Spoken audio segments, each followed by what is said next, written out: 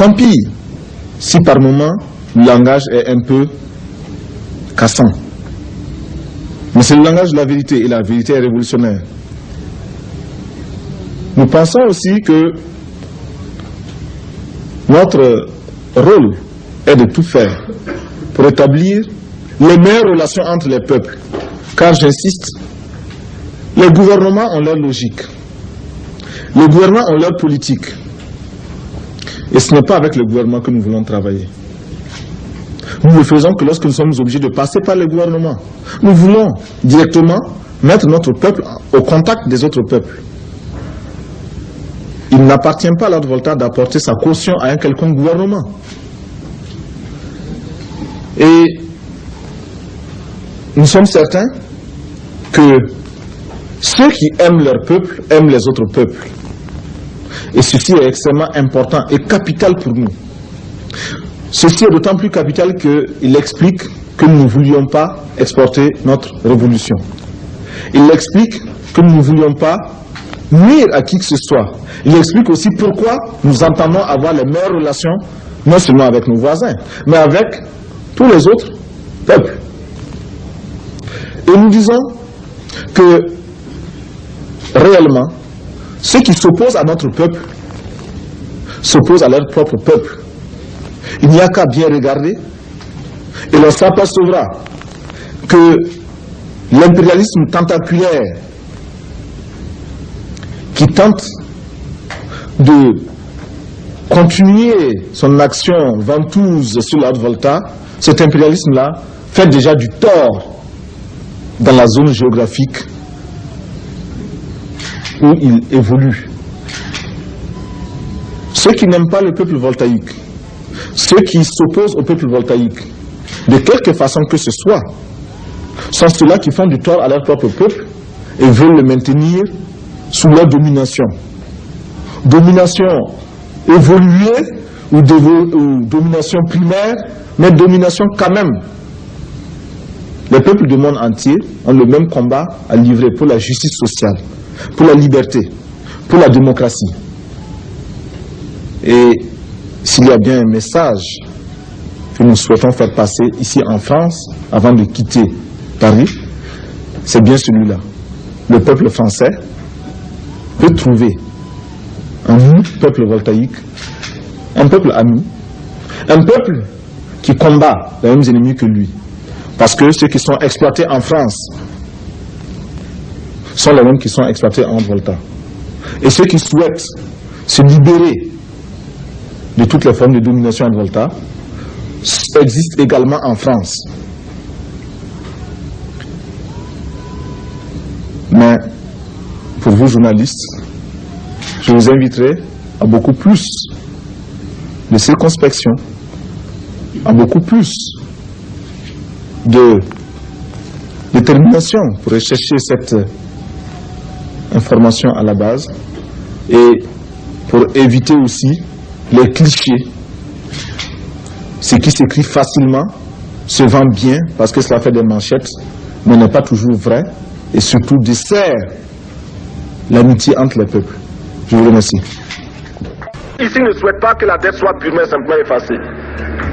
Celui qui ne le souhaite pas, il peut sortir, prendre son avion et aller tout de suite à la Banque mondiale payer. Tous nous souhaitons.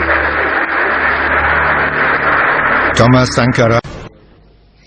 Invité de Soir 3, le capitaine Thomas Sankara, président du Burkina Faso, l'ancienne Haute-Volta. Il est à Paris pour participer à la conférence internationale sur la forêt et le bois, un vrai problème dans son pays, victime de l'extension du désert. Il répond à Richard Tripot. Oui, Monsieur le Président, bonsoir. Vous êtes donc à Paris pour participer à cette conférence. Nous allons y revenir. Mais tout d'abord, je voudrais vous poser la question de savoir quelle est votre réaction face à ce terrorisme en France, mais d'une façon générale en Europe. Eh bien, en tant qu'homme, je ne peux que m'émouvoir devant ces attentats qui créent tant et tant de désolation chez des êtres humains. En tant qu'Africain, je ne peux que m'étonner que la France et l'Europe, si imprégnées et si prétendantes de civilisation, posent et commettent et connaissent des actes qui sont réputés être ceux des sauvages d'Afrique. Oui, en tant que révolutionnaire, je regrette que des hommes n'aient à s'exprimer ou n'aient été condamnés de s'exprimer que de cette façon-là. Monsieur le Président, on connaît votre amitié pour le colonel Kadhafi. Cette amitié ne vous gêne-t-elle pas dans la mesure où le colonel Kadhafi a qualifié les attentats de Rome et de Vienne d'actions héroïques? Ça vous semble correct? Mais il a changé de position quelque temps après. Bien, merci. Nous allons parler d'autre chose. Vous avez rencontré le président Mitterrand hier, je crois. Alors, ces relations avec la France s'améliorent, les relations du Burkina Faso et de la France? Écoutez, je regrette que les relations entre le Burkina Faso et la France soient perçues de façon contentieuse. Nous avons des relations qui sont parfois difficiles, chacun estimant de son côté qu'il est insatisfait. Il convenait de discuter avec les autorités françaises, d'en rechercher les causes et de proposer des solutions. Je pense que ce contact a été positif. Mais vous n'avez pas l'impression que quelquefois vous êtes mal entendu à Paris dans la mesure où vous souhaitez de l'aide, bien sûr, mais quelquefois aussi d'une façon un peu difficile, car vous n'hésitez pas à qualifier la France d'impérialiste parfois. Mais c'est à ce prix aussi que l'on se construit. Nous ne pouvons pas attendre de l'aide de façon inconditionnelle, d'où que cela puisse venir.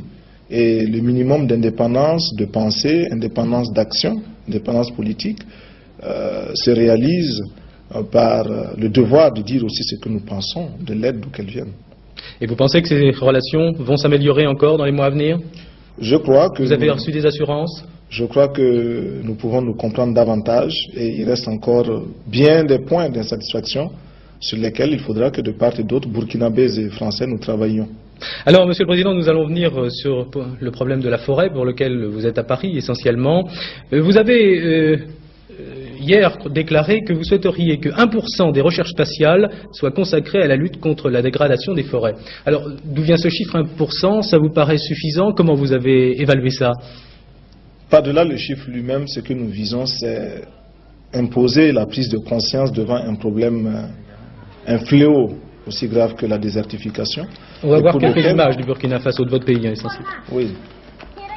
Pour ce fléau, nous estimons que la responsabilité n'incombe pas seulement à ces hommes et à ces femmes qui vivent au Burkina Faso, mais également à tous ceux qui, loin de chez nous, provoquent de façon directe ou indirecte des perturbations climatiques, écologiques. Qui peut démontrer aujourd'hui que les engins que l'on envoie dans l'espace ne dérangent pas, ne perturbent pas cet équilibre-là? Vous avez dit qu'effectivement la lutte contre la désertification est anti-impérialiste.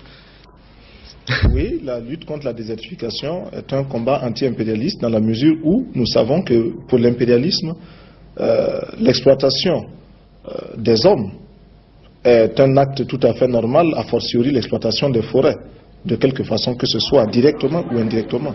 Capitaine Sankara, ça sera ma dernière question, et d'ailleurs avec Geneviève Guichenet tout à l'heure on se posait bien la question, pourquoi le Burkina Faso? Pourquoi avoir voulu changer le nom de la Haute-Volta? Oui, parce que Haute-Volta, cela ne voulait rien dire pour personne, en particulier pour nous, burkinabés. Et c'est un nom qui ne nous renvoie qu'à un passé colonialiste. Par contre, Burkina Faso est un nom puisé dans le terroir même, qui a une signification dans notre langue. Qui veut dire patrie des hommes honnêtes. Merci, Président. Merci. Pour le grand combat patriotique, pour l'avenir radieux de notre pays, la patrie ou la mort, nous vaincrons.